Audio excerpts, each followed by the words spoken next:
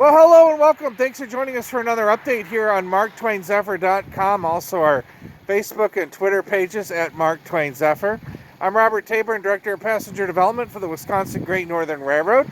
And thanks for joining us this Sunday afternoon, May 9th, 2021. Of course, happy Mother's Day to everybody. And it's been another busy week up here at the Wisconsin Great Northern Railroad as the crews have been busy removing the dummy trucks from under Injun Joe 9903. With a little bit more information on that, Operations Manager Nick Turnay joins us with some photos. Maybe for those of us who don't know what a dummy truck is, what is a dummy truck?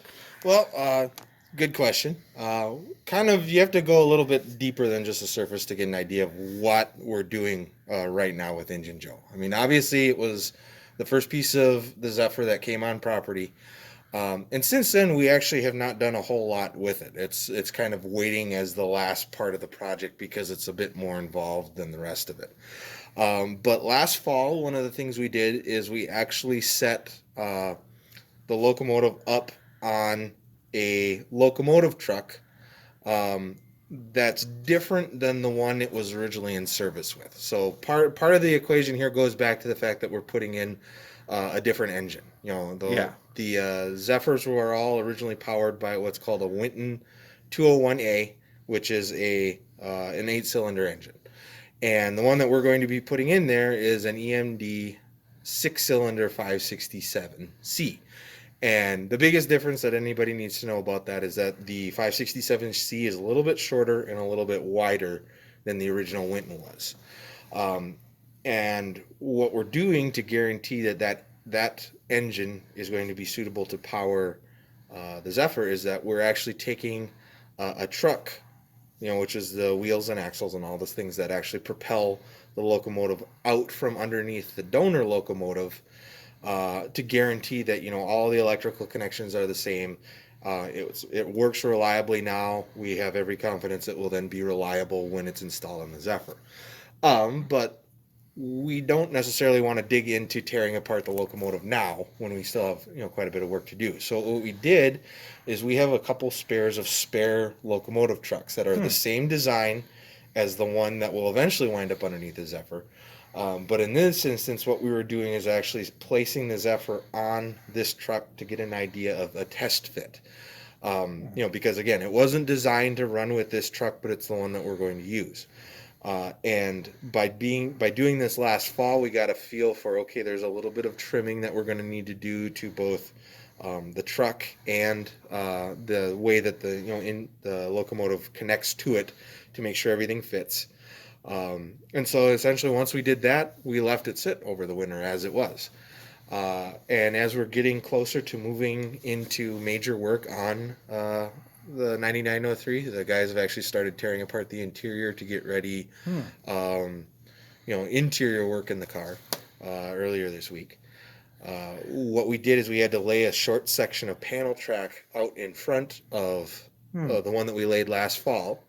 And then we used a pair of 25-ton jacks, placed them underneath the locomotive, lifted it about 6 inches or so, just enough to get clearance. We rolled the truck out, and then it's back down on cribbing now. Okay, because some people were wondering. Some people have stopped by and were looking at the Zephyr. We're wondering because they were watching some of the videos that you were doing, and they were saying, "Well, I thought how come there's a truck under here? Because I thought all the trucks were up at the offsite shop location. So those are the real trucks, and that's why that's the dummy truck." Correct. Well, and again, so you've been working at the real one. You've been working up. Off at the off-site shop location. The big thing that needs to be remembered here is that we are not reusing the Zephyr's original power truck. Oh, you're not? No. So we have the 5 unpowered trucks that we're working on up at the shop. Gotcha. Okay. The 6th truck did come up with the rest of the train set. The problem is it uses an older style of traction motor. Okay. That is very difficult to find parts for. Oh, and okay. in addition, it's pairing with with a new generator with new electrical hookups by reusing the old truck. It's not exactly the same. It's a little bit longer. The wheels are a little bit bigger. It's Okay. nothing that we can't fix without a little bit of shimming and a little Mm-hmm. bit of modification work. Okay. So, Will that be the front or that'll be the front, the very front truck will correct. be different. That's the one that will Okay. ride underneath where the engineer Yeah. actually sits and the Mhm. power cab. The big thing is you probably won't notice it a whole lot because most of that area, once everything is in place, is actually covered by a stainless steel shroud. Yeah. So Okay. it's not immediately evident unless you really get down and decide get underneath in the nitty gritty that there is something different there. For the average person looking at it, it's going to look very similar. So what's the without pinning you down too much? What's because we've had several people send us emails. What's the time frame? Are we looking spring, summer, into the actual replacement of the engine, the big transplant? Well, what I can tell you, because there are a lot of moving parts in this whole Oh thing, yeah, and I'm yeah. only part of a Yeah. small portion of it. Yeah. But I can tell you that part of the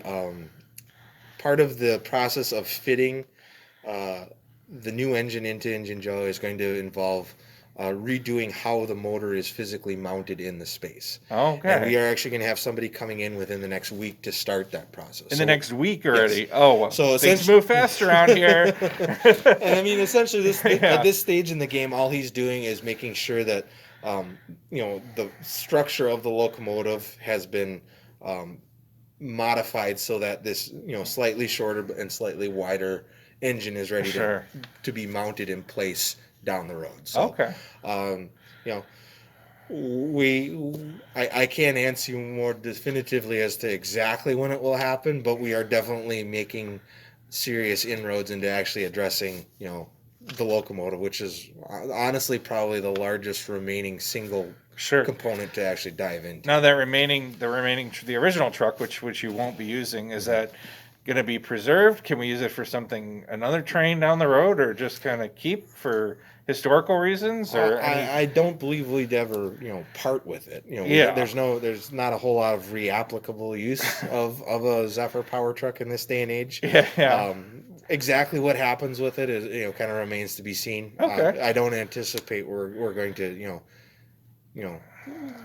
get rid of it anytime soon. Okay. So. All right. So then over the summer, is that going to kind of be the main focus now for a year? Because I know you said you were kind of finished up with a lot of your truck work. Is this going to kind of be your focus now over the next few weeks to months? Or it's all kind of every day is a new day around the Wisconsin Great Northern, and yes. I can find myself doing something new on each and every one of the days that I work.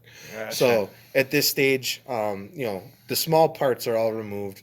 There's still bead blasting. There's still So priming you're still and working painting on to some do. of that in Yep. addition to what's going on. Yep. With So okay. That'll be an ongoing project. We're getting fairly close to the point where we need to actually separate the remaining large components of the trucks that are up at the shop that are too big to handle, individually, and then that's when the sandblasting and ultrasonic checking for cracks will happen. So that's coming within the next week, or I don't know if the next week, but within the next couple weeks. Okay. That'll be involve several people because we'll need a crane that we have, and other machinery to move it around.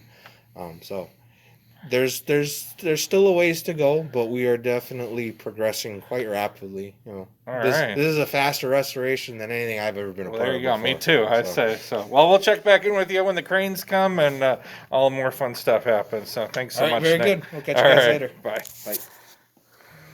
All right, thanks a lot, Nick. Here's a little bit more details about an open house event that we're planning for you to come see the Mark Twain Zephyr Memorial Day weekend at the Wisconsin Great Northern Railroad.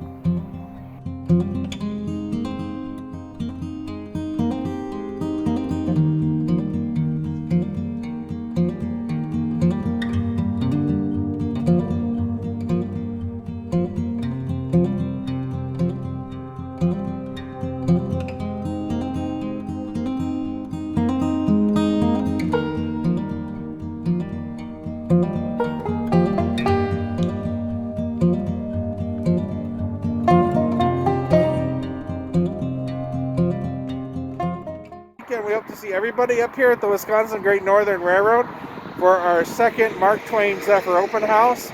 Got a lot of exciting events planned for those couple days.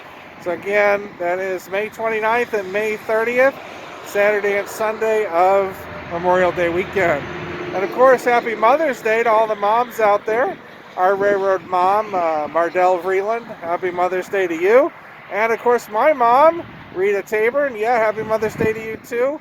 You're a big fan of the Mark Twain Zephyr. I know you've been following us and been up to the railroad too. So happy Mother's Day. Until our next update, we'll be back on May 16th. Thanks so much for joining us for another update on the Mark Twain Zephyr at the Wisconsin Great Northern Railroad. Before you go, please subscribe to our YouTube channel. It's really easy. Depending on what browser you have, just click on the red subscribe button on the lower right-hand side below the video screen, or perhaps it might be in the upper right-hand corner of your screen. This way you won't miss any of our future updates. For restoration updates throughout the week, head over to marktwainzephyr.com and click on the Restoration Updates link. We usually add a few photos during the week. Our next video update will be next Sunday afternoon. And remember, you can stay in touch with us throughout the week 24/7 on social media. We mainly use Facebook at Mark Twain Zephyr. We also occasionally use Twitter at Mark Twain Zephyr as well. Once again, thanks for following us and liking us and supporting the Mark Twain Zephyr restoration effort at the Wisconsin Great Northern Railroad. We'll see you back next Sunday at this time. Fly